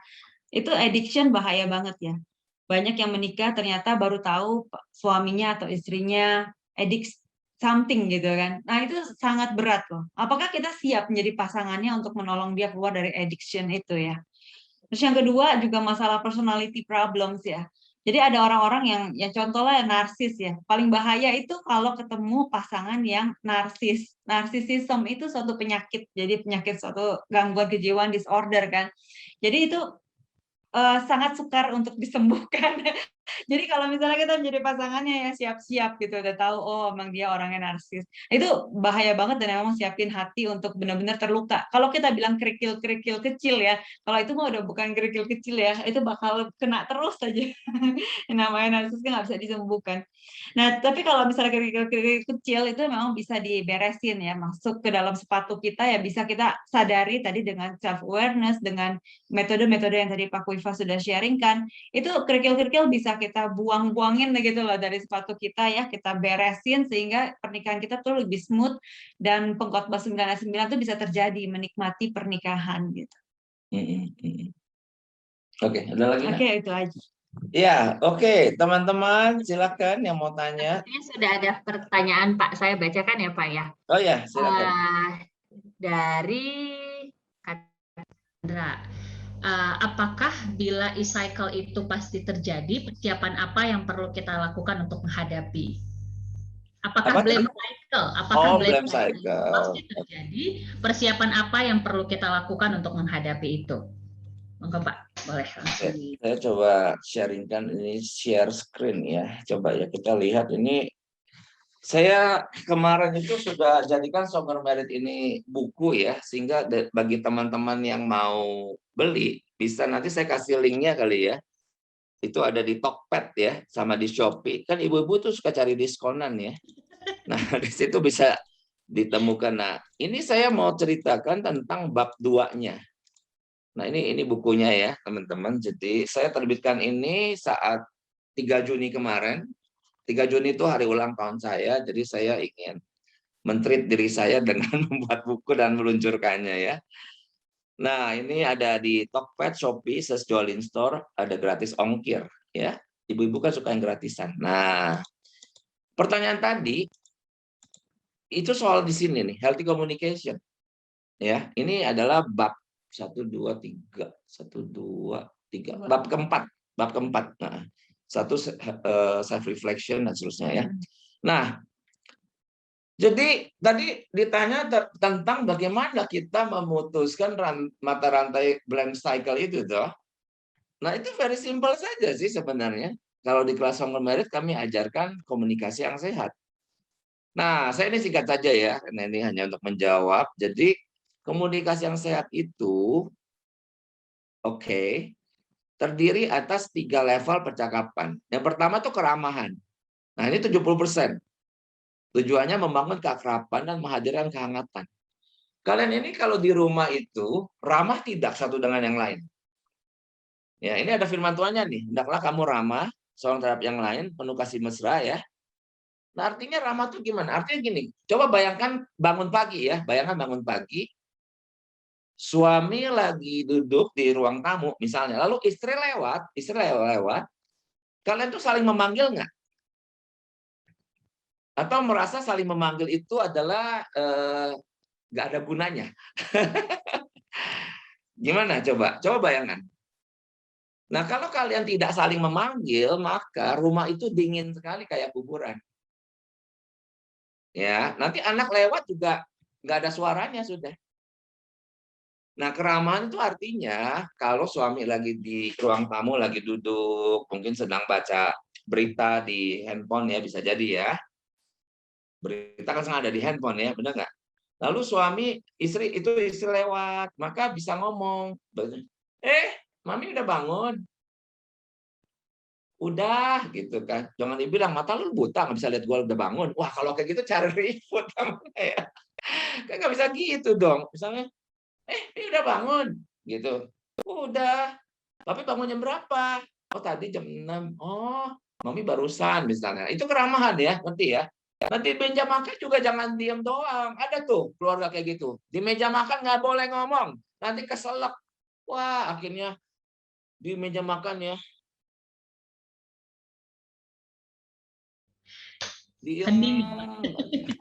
Diem aja. Akhirnya bubar kan?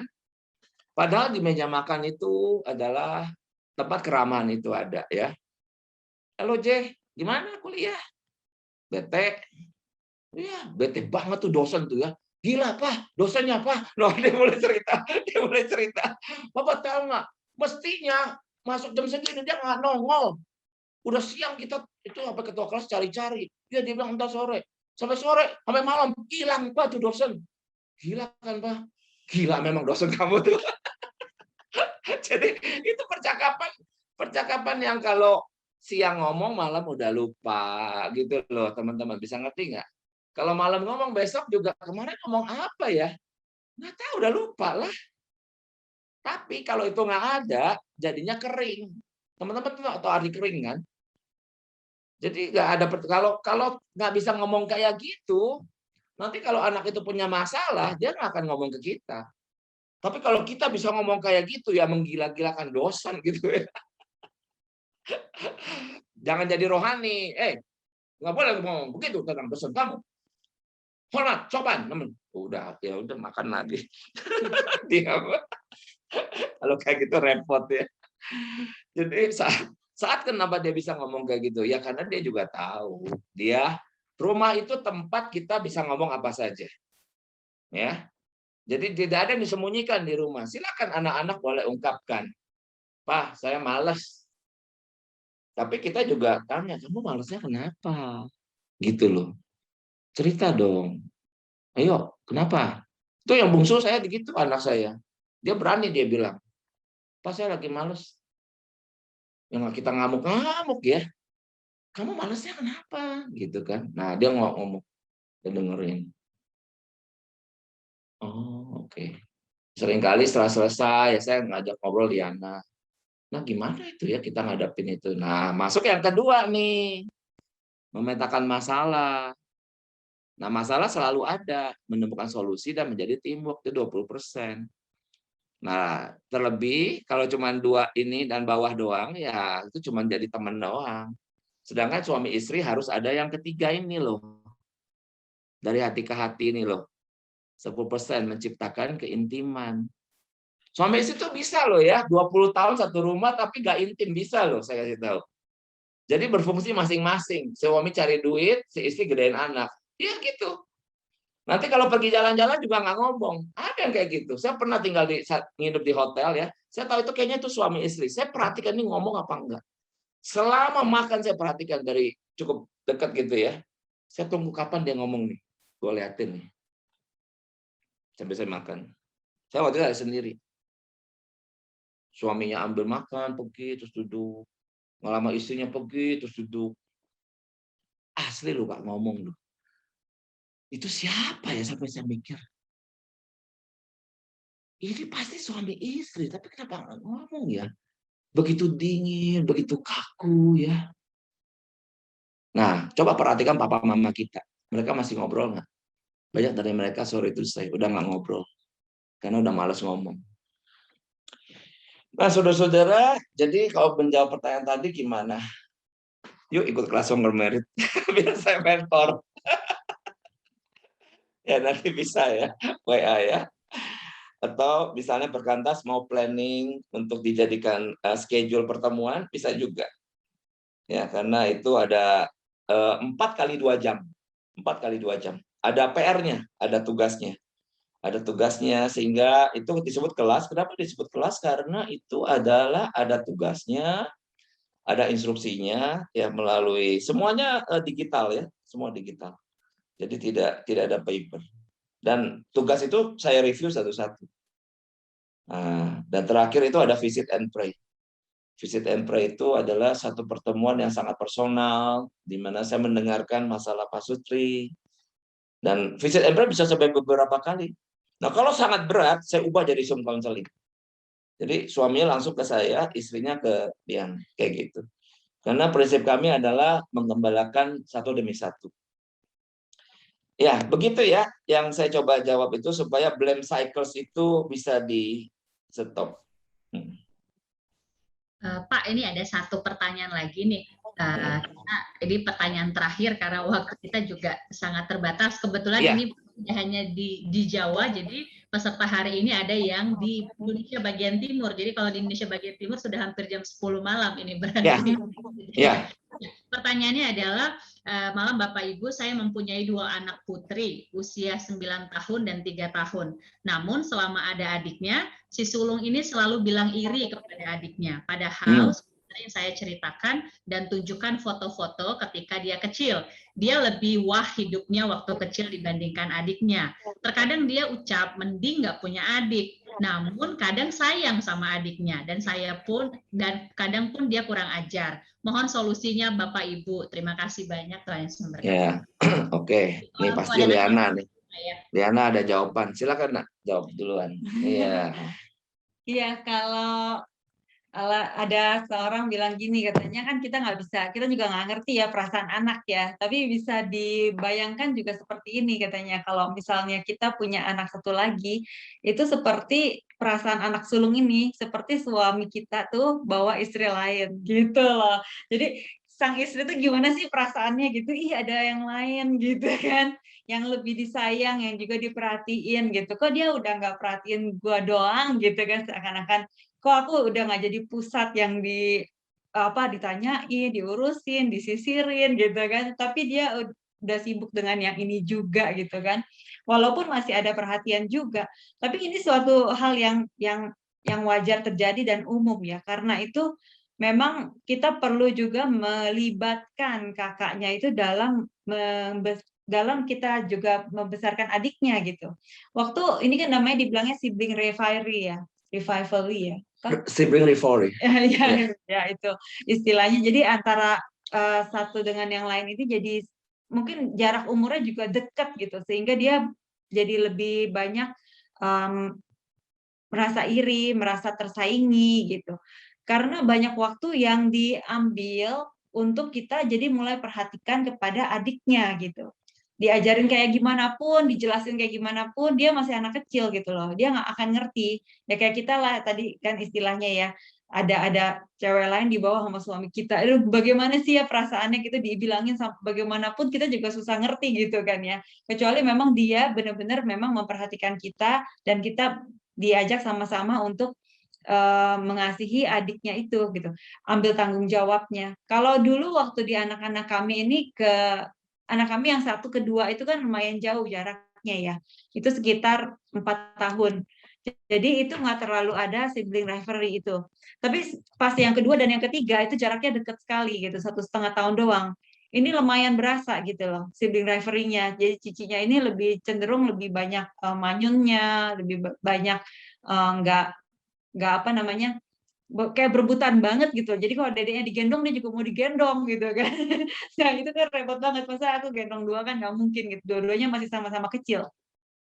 Nah, di sini jadi kita mulai lebih mengatur. Ini sebenarnya penting banget.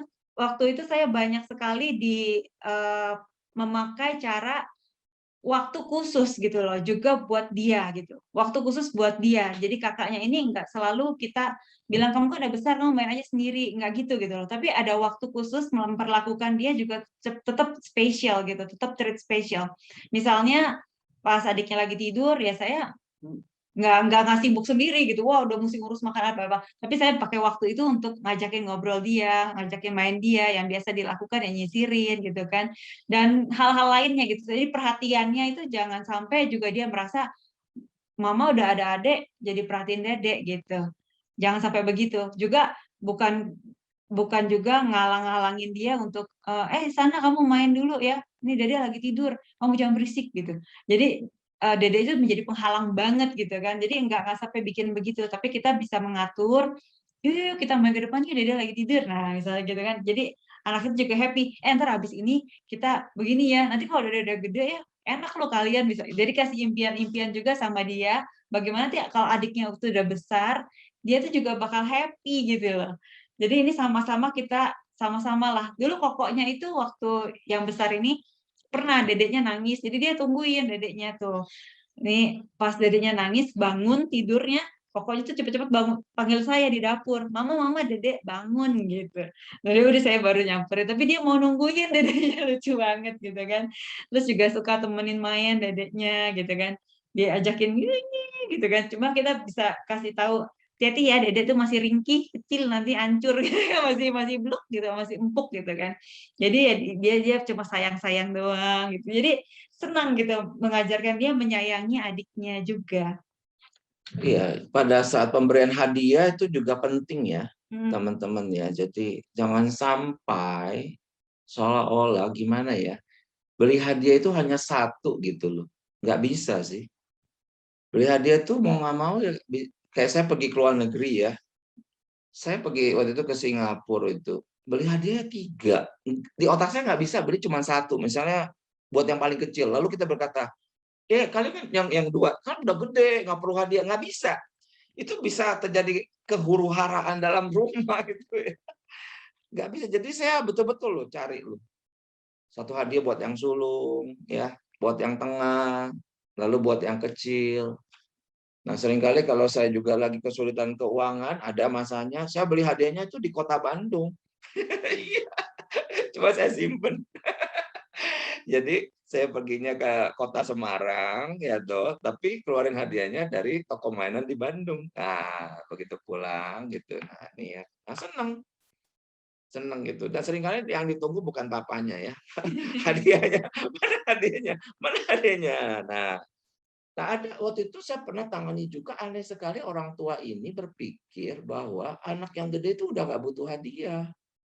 Kok bisa ya? Aneh juga ya. Jadi yang butuh hadiah kan yang kecil, Pak. Enggak bisa. Sampai itu dia dewasa loh. Artinya dia tetap loh. Ya sampai hari ini nih, saya tanya nih ya sama yang sulung kemarin kan. Dia udah ulang tahun 20 kan. Lu mau hadiah apa? Duit aja, Pak. Nah, tapi nggak bisa seolah-olah gini, lu udah gede kan ya, nggak perlu hadiah. Nggak bisa. Nah, lalu di situ dia mau makan. Dia mau makan. Ya, jadi ada makanan spesial, oke, kalau ulang tahun ya rumah kami, dan ada kue spesial. Saya tanya, lu mau kuenya apa? Gitu. Nah, dia describe. Saat dia describe, dia bilang gini-gini, ya udah, saya pesan. Nah, pesan yang dia mau. Nah, jadi dia hari itu di treat spesial. Nah, adik-adiknya kan lihat. Oke. Jangan lupa nanya. Pada saat adiknya itu ulang tahun kan. Nah, yang lucu yang paling kecil. Yang paling kecil tuh kalau kue nggak suka yang coklat, dia sukanya kue yang kayak ada buah gitu ya. Nggak, waktu itu yang kenapa beli Harvest yang ada bunga-bunga, buah-buah itu Johnson. Cakep aja ya. Oh iya, tapi aku nggak suka kue itu loh. Ganti. Tapi walau begitu, aku tidak dengan otoritas misalnya bilang nggak enak itu apa. Enggak. Ya jadi dia mau apa gitu ya. Ya udah kita berikan pengenapan ya, fulfillment ya, apa yang mereka mau. Jadi senang kue kalau si Jo itu kan yang kecil itu senang kue. Jadi kue model apa aja semua pokoknya dia suka aja. Gitu ya. Ya gitu kira-kira ya. Semoga boleh menjawab. Mari kita berdoa ya. Bapa di dalam kerajaan surga, terima kasih untuk pernikahan yang kami tahu tidak mudah. Tidak mudah kami menjalaninya ya Tuhan. Seperti Engkau mengalami akan via dolorosa menuju kayu salib itu. Itu juga adalah suatu perjuangan yang sangat sulit, tapi Engkau telah menyelesaikannya sampai selesai. Terima kasih karena kami boleh mengenal Tuhan Yesus yang setia sampai mati. Tetapi kemudian Engkau bangkit, memberikan kehidupan, pengharapan, kekuatan bagi setiap kami yang percaya kepadamu. Terima kasih Tuhan. Terima kasih untuk pernikahan ini yang boleh kami hidupi. Berikan kami ya Tuhan, cinta kasih yang semula. Berikan kami kasih karunia yang daripada Tuhan. Berikan kami kepekaan untuk mengubah hal-hal yang buruk dalam hidup kami. Kebiasaan-kebiasaan yang tidak disukai pasangan ataupun anak-anak. Dan berikan kami satu tekad yang baru untuk selalu belajar mengasihi Tuhan setiap hari, mengasihi akan pasangan setiap hari, dan mengasihi anak-anak kami setiap hari. Lepaskanlah kami semua dari segala yang jahat, jauhkanlah kami semua dari segala pencobaan, dan bawalah kami semua boleh berjalan di dalam jalan yang Tuhan kehendaki. Kiranya kasih daripada Allah Bapa, penebusan daripada Tuhan kita Yesus Kristus, dan penyertaan daripada Allah Roh Kudus terus bersama dengan kita semua mulai hari ini sampai selama-lamanya. Amin.